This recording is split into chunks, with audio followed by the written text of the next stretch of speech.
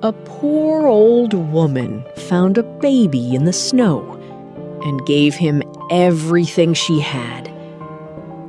Years later, that same boy left her to die alone in a quiet, snow-covered town in Vermont. There lived an old woman named Margaret Hale. Her house stood at the edge of a narrow road, paint peeling, windows slightly broken, and inside, nothing but silence.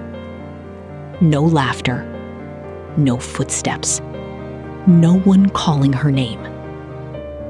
Her husband had died years ago, and she never had children. Every night, she would sit by the window, wrapped in an old wool blanket, watching the empty road outside, hoping someone would come. But no one ever did. Sometimes, she would softly whisper to herself, "What does it feel like to be called Mom?" And then she would close her eyes and pray. "God, before I leave this world, just give me someone to love." One freezing winter night, the wind was harsh, snow falling heavily, and somewhere near a small church, a faint sound echoed. A baby crying. Margaret heard it. Her heart skipped. She followed the sound, step by step through the snow, until she saw him. A tiny baby, wrapped in a thin blanket, shivering, helpless, abandoned. For a moment, she just stood there, frozen. Then, slowly, she bent down, picked him up, and held him close to her chest. The baby stopped crying, as if he recognized something. Warmth, safety, love. Tears rolled down Margaret's face as she whispered, "You were sent to me, weren't you?" That night, her empty house finally had a heartbeat. She named him Noah Carter. Raising Noah was never easy. Margaret had no money, no support, no strength left in her aging body. But she had something stronger than all of that. Love. She worked wherever she could, cleaning houses, washing dishes, even shoveling snow in freezing mornings. There were nights when she skipped meals, just so Noah wouldn't sleep hungry. She wore the same coat for years, so he could have warm clothes. Every time Noah asked, "Mom, are you okay?" she would smile, hiding her pain, and say, "I'm perfect, because I have you." At night, she would sit beside his bed, watching him sleep, placing her hand gently on his head, whispering, "You're going to have a life I never had." And Noah, he believed every word. Years passed. Noah grew up, smart, kind, full of dreams. He got accepted into a college in New York City. The day he left, Margaret stood at the door, smiling, but her hands were trembling.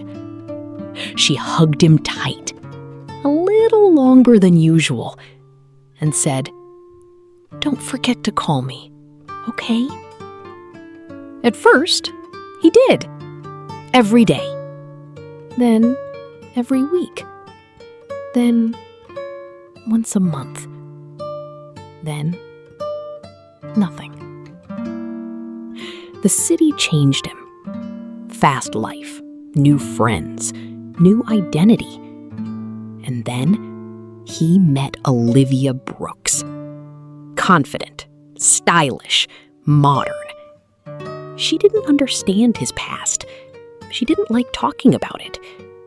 One day, she said, "Why are you still stuck in that small town life?" Noah didn't answer, but something inside him started changing. Back in Vermont, Margaret waited.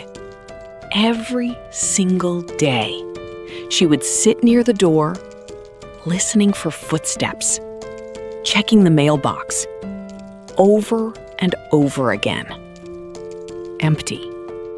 Every time. One night, with shaking hands, she wrote a letter. "My dear son, I don't need anything from you. I just want to hear your voice. I'm getting old, and I'm afraid one day I might forget how you sound." Noah received the letter, read it. His eyes softened for a moment. Then Olivia walked in and said, "You're still thinking about that?"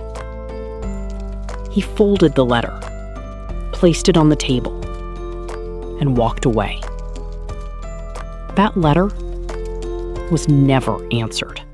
Months later, Noah collapsed. Severe internal bleeding. Hospital. Critical condition. Doctors said he won't survive without a blood match. No match. Until someone said, "Find his mother." Margaret was found. Weak, fragile, barely walking. But when she heard, she didn't hesitate.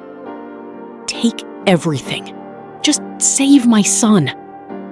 At the hospital, she saw him. After years, her voice broke. "Noah, I waited for you."